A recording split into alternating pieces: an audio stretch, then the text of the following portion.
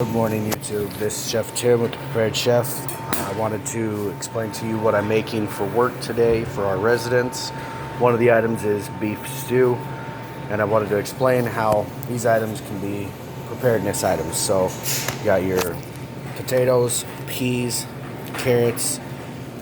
Beef base is going to have to be bought in bouillon, and you can get dehydrated onions unless you spin up some agriculture. But all three of these items can be bought in cans. And then over here you have your beef that can be bought in can as well. I'm going to show you real quick how to peel an onion really well. So, pretty easy, don't mind the background noise, there's definitely other people working here. Cut the ends of the onion off, and then just through the first layer. And then you can peel it off completely.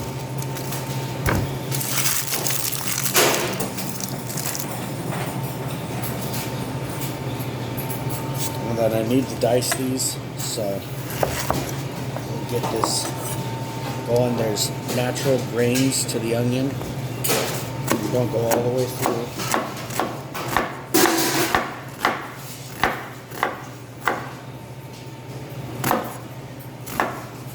Get it to where it's like an accordion almost.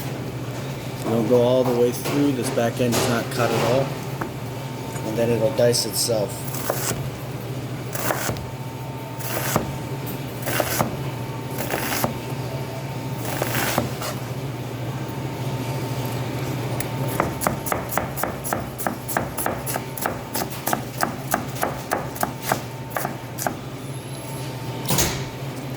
Do the same thing with the same other onion. I got two more to do. They're pretty gargantuan. But once I get this stuff actually cooking, I'll show you more about it.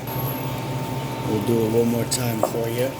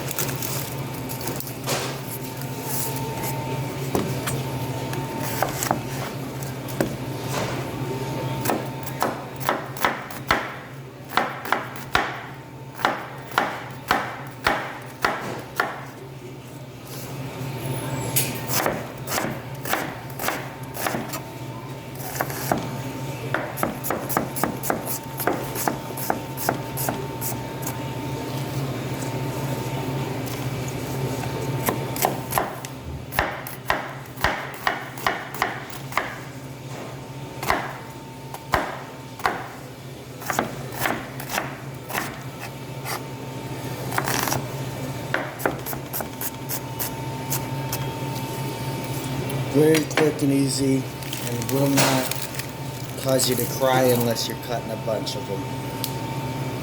Alright, I'll be right back. For seasonings for this stew, we have a roast rub here in the kitchen, but it really is just garlic, salt, and pepper.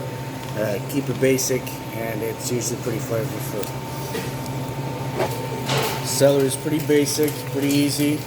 One thing I want you guys to know is it's extremely important to wash all of your produce before you use it. Sanitation is extremely important all around, but when it comes to this stuff, it's really dirty no matter what the produce is. So you want to wash it. You have all these scenarios going around you in an SHTF scenario, and the last thing you want to die from is something from your food. Right, Roman? Sure. I mean, if you were in a survival scenario, what would you rather die from? The food you cooked or somebody else creating the problem?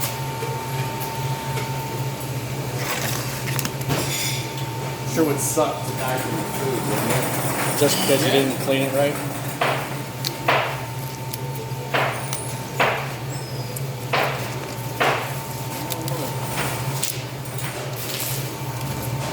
So all these leafy parts, they're not needed in the stew, so I just pop them off. You can save all of this for composting. You can also save it for a stock for soup. There's a lot of different things you can use the ends of produce for. Sorry about that. Okay, so it's real simple. Dicing celery is not a rocket science here. I like to take the ends that's usable, but it's the dirtiest part. You can see, even though I washed it, it's still pretty dirty. So I just cut it off and save it for your mirepoix, which, by the way, mirepoix is your celery, carrots, and onions. Some people call it the Holy Trinity. It's used in most soups and stocks.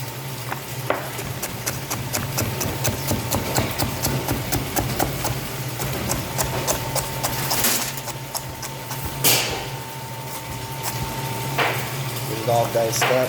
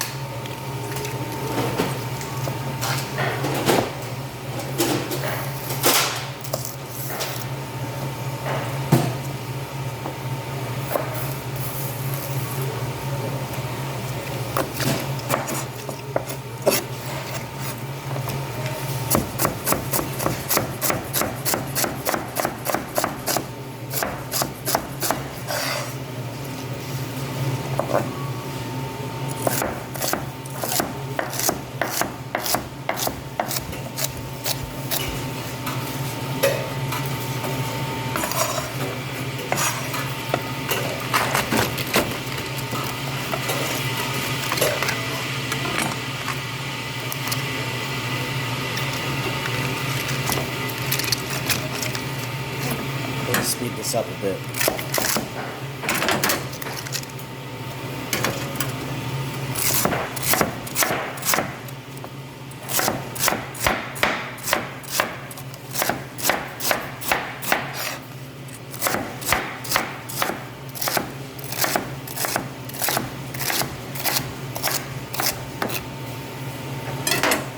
Into the kettle.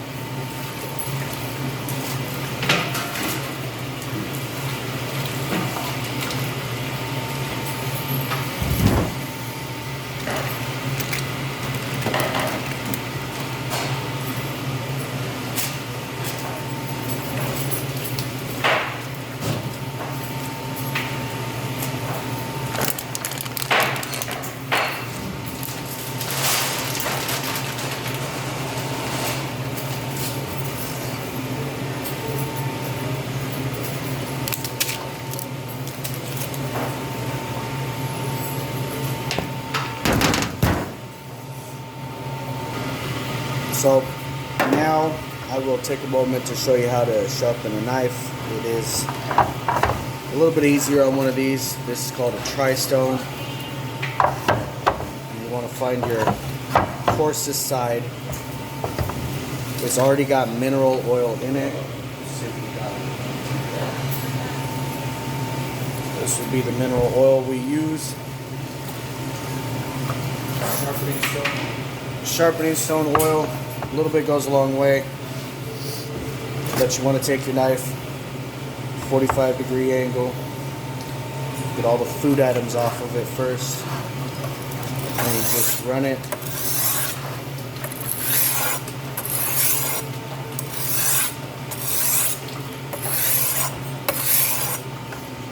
Like I said, you check it. I can do this on a bottom of a coffee mug also, but this works way better. The blade's already now sharp, cut like butter. Real simple to do. If any of you have any questions about that, it's pretty easy. I can show you how to do it on different things as well. Okay, so I've now added the flour and liquid to it with the beef base, which is just water and base, a little bit more seasoning, and this is what we're looking at right now. It's still pretty watery, but we got to let it come back to a boil so that it can thicken up. If it doesn't thicken enough by the time it's ready to come out, then I'll add a little cornstarch to finish it. Now I know it's a completely different scenery than what you just were seeing. I came outside to my car where it's quiet, so while we're waiting for the stew to come to a simmer, to a boil, I can actually take this time to have a chat with you guys about the importance of food storage. So you can do your own research and check out, like Ice Age Farmer. He really does a lot of research on how the global economy is going, and there's just so much food shortages around the world that are so detrimental to other people that us as Americans, we really do have it good right now, but it's going to come around to us, and we need to utilize the resources we have now and store up now. Like, there's no joke. Like, you know, people may be like, well, I got some time, it's cool, it's not going to happen to us. I mean, you're only lying to yourself, and you're going to guarantee that you don't have food later. My wife was actually kind of making fun of me last night. I was watching these really interesting videos on YouTube of this person in, I'm assuming, the Philippines. One of them was in the Philippines. The other one was in Cambodia. And they were trapping animals. But the animals they were trapping were like fish and eels and snakes. But the way they were doing it was like 100% a survival situation. Like, this lady made two different devices that trapped fish in PVC pipe and buckets, and she caught a lot. Like, it was pretty impressive. This other guy, he legitimately used Sprite, Coca-Cola, and Fanta orange soda combined with Mentos to pull these eels out of a hole. Like, made them want to come up to the surface, and then he would catch them. It was crazy. And then a similar scenario happened with freaking toothpaste and snakes in a hole in Cambodia. Like, these guys are really getting down to trying to be resourceful for pulling their food out of the ground.